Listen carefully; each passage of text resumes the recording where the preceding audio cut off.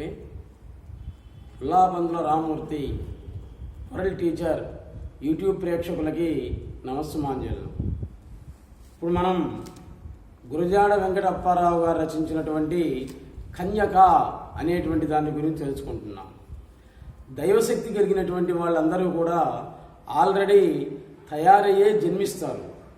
మనమేమో జన్మించిన తర్వాత తయారు కావచ్చు కాకపోవచ్చు, కానీ దైవశక్తి కలిగినటువంటి వాళ్ళందరూ కూడా వాళ్ళు ఆల్రెడీ తయారయ్యే కూడా ఒక స్త్రీ కడుపులో జన్మిస్తారు. వాళ్ళల్లో ఒకరు పెనుగొండలో ఉన్నటువంటి కన్యకాంబ, కన్యకా పరమేశ్వరి. సాక్షాత్ ఆమె దుర్గాదేవి భక్తురాలు. ఆ విషయం చాలామందికి తెలియదు. వైశ్య కులంలో జన్మిస్తుంది అమ్మాయి, పేదరికంలో ఉన్నటువంటి వాళ్ళు. అది అన్య మతస్థులు పరిపాలించేటువంటి కాలం, అది మహమ్మదీయులు మతస్థులు పరిపాలించేటువంటి కాలం. ఆయన చూశాడు ఈ అమ్మాయిని, దుర్గా గుడికి వెళ్ళి వస్తున్నటువంటి కన్యకా పరమేశ్వరుని చూసి ఆమె అందచందాలకు మోహితుడయ్యాడు. మోహితుడై ఆమెను వివాహం చేసుకోవాలి అనుకున్నాడు.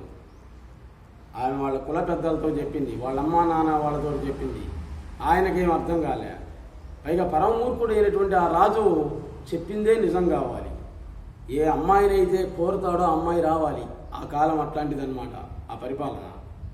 ఇంకా తన వాళ్ళందరూ కూడా భయపడ్డారు, తప్పదు అని చెప్పారనమాట.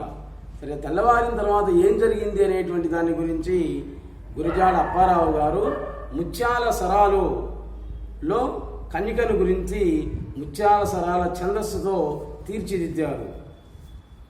సరే, నిన్ను వివాహం చేసుకుంటాను కానీ దుర్గా గుడి దగ్గరికి రమ్మని చెప్పింది. అక్కడ ముందే ఆల్రెడీగా అగ్నిగుండం అనేటువంటి దాన్ని ఏర్పరిచారనమాట. అగ్నిగుండం రగరగ రగులుతూ ఉంది. అక్కడికి వచ్చారు. పట్టమయలే రాజు అయితే పట్టునన్నిప్పుడు కన్యక మట్టిలోనికి జనిచి తాజనియన్. నిజంగా నువ్వు పట్టమేలేటువంటి రాజు అయినట్లయితే ఇప్పుడు నా చేయి పట్టుకొని ఆమె అగ్ని ప్రవేశం చేయడం అనేటువంటి జరిగింది. ఆ అగ్ని ప్రవేశం చేసిన తర్వాత ఒక చక్కని జ్యోతి దుర్గా విగ్రహంలో కలిసిపోయింది.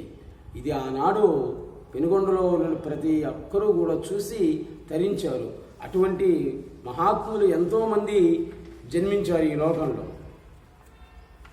అన్నలారా తండ్రులారా ఆలకించండి ఒక్క విన్నపము, ఆడబిడ్డల కాచుకొనుటకు ఆశ లేదొక్కో. మనం పేదవాళ్ళం కాబట్టి ఆ దుర్మార్గుడు ఈ విధంగా చెరబడుతున్నాడు.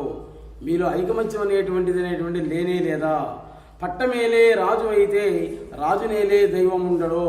పట్టణాన్ని పరిపాలించేటువంటి వాడు రాజు అయితే ఆ రాజునే పరిపాలించేటువంటి దైవం అనేటువంటిది ఒకటి ఉంది.